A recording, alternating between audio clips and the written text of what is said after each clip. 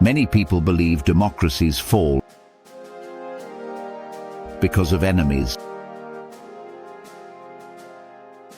dictators, coups, foreign invasions. But history tells a different story.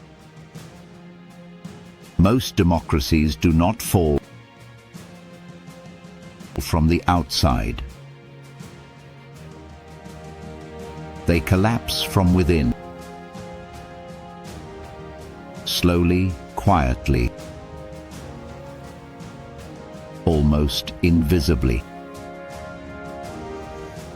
Democracy begins with freedom. Freedom to speak.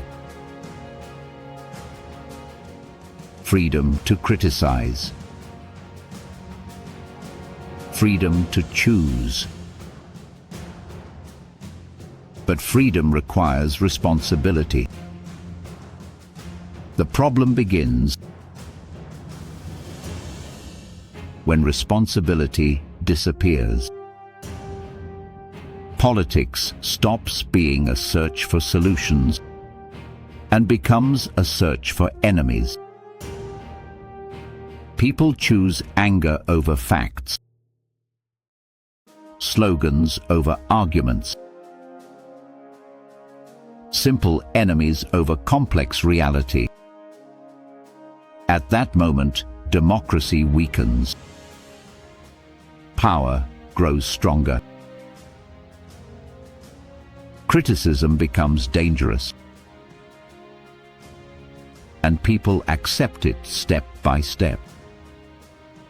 Democracy rarely dies in one moment. It dies slowly. When people stop protecting it. So the real question is not who destroys democracy. The real question is this: who allowed it to disappear?